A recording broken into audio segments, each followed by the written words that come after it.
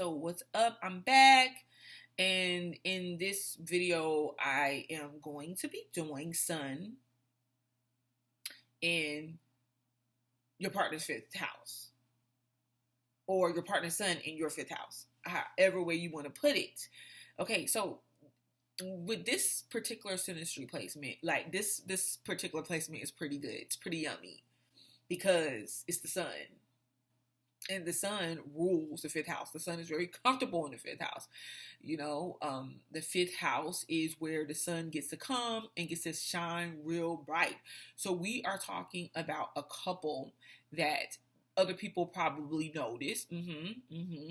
Yes, like a couple with big personality. When they come together, they just shine. They can make each other shine. They can build each other's confidence. You take two people that maybe wasn't too sure about themselves, or maybe, like they might be good on their own, but when they come together, they're even better. Like they are showing off together. They're taking pics. They could be posting them. Now, remember, it does depend on other placements because, like if you have someone with maybe a Sun, like their Sun in a more conservative sign than, or person with the sign. We're not going to make it all about the sign, but we're going to make it about how the person chooses to operate in the sign is where I'm trying to go more. If we have like a more conservative person, they may not be so out there with presenting their relationship like every little detail or anything like that. They could be even just casually going through life, going to stores, going out into the public places, whatever, and people just notice them. It could be to the point of where they're just like, okay, why are you looking at us? They could even want to shy away from a lot of attention and still do receive attention. Like the image of them is just great. And then the energy that they have where they feed off of each other is just like, it's really good. Like I said, it can be confidence boosting. Now, the Sun person is going to feel like the fifth house person really encourages them. It could be something that the fifth house person does. Like the fifth house person can really admire the Sun. They can compliment the Sun, boosting the Sun's self-esteem. And, if the self-esteem is boosted, it gets everybody in that romantic mood. The Sun person just really feels energized by the fifth house person. Okay? Because that's where the Sun belongs. They feel like they met this safe haven for who they want to be, how they present themselves, how they project themselves, how they express themselves. And the fifth house person feels like they get their energy off of the Sun feeling good. When the Sun person feels good, they feel great. They feel even better because they love hyping the Sun person up. They love encouraging the Sun person. Like these two people can be very creative together. This could be a very creative couple. Synastry. Like there could be children. Like if working with children, having children, having fun. This could be a very youthful type couple and relationship to where like they just revive each other. They revitalize each other. For some reason, it's like, okay, well, we don't really grow old. We grow old together, but we don't really grow old together. It's like, man, like each year, each time that or day that I'm with you, I feel like I'm younger, like I'm freer.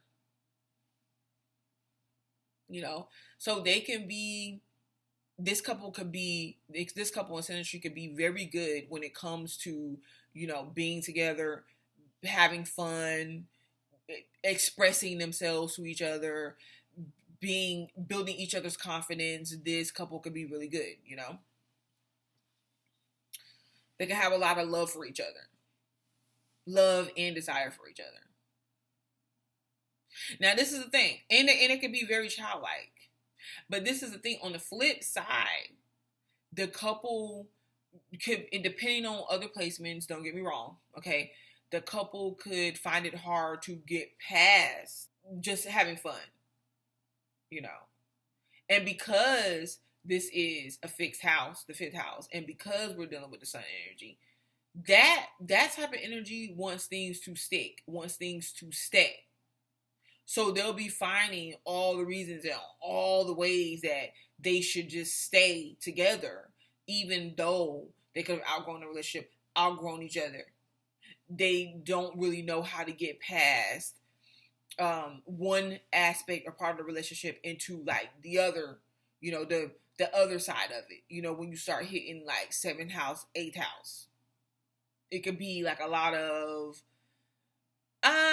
you know, immaturity, not really knowing how to plan things out properly, not really knowing how to bring things together when it comes to certain things more serious. So here you definitely can see, okay, well, two people have children. Maybe they're not married. Maybe one person is trying to get the other person to, hey, why don't we settle down? Why don't we really just make this official? Why don't we? And then one person may not be ready. And then when that person's ready, the other person may not be ready. Whatever the case may be, you know. And this couple, staying together, they realize, you know, that they have to mature. And I don't know, like, sometimes they can go apart and interact in life. Things in life have them mature, and then they could come back together, matured and ready to really do things. I mean, that's if other placements don't keep them together, you know, or like if you have Saturn placements or more serious placements, that can make up for the sun in the fifth house energetics, you know. Energetically it can make up for that, and it can really concrete like this couple in, like they could really commit to each other. But you know, here with this placement, you can definitely see like situations, trends with benefits and having fun. You know, you can see like the sun person possibly feeling like, oh, you know what, I don't know, like if I really want to settle down now. But then again, they could come back to the fifth house person to motivate them again, to literally get energy off of. But it could be vice versa. Like the fifth house person could want to come back to the sun person to get energy off of, to motivate them. Like it could be a situation with each other to where they come together, and it's something that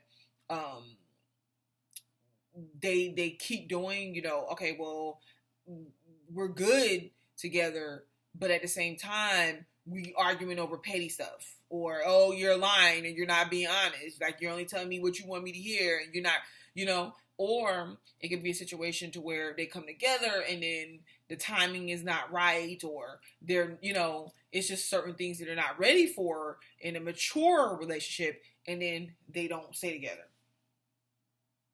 But having this as a synastry aspect alone, the sun person, they can, like I said, they could be a pretty popular couple that draws attention. They could be like a young type couple, fresh. They know how to like keep things revamping themselves. They can grow old together, but then again, they feel younger with each other, so they know how to have fun and they know how to switch things up. They could come together and love children, or provide some type of fun, interesting interactions with their children. It can be very hands-on with them. They can be a very loving couple, and they can definitely provide each other with that energy and that confidence that they need to keep going. You know, they could be a very attractive couple, like sun in the fifth house. Yes. Mm-hmm. So this is a good synastry to have. All right, so this is sun in the fifth house. I'm Butterfly to Light.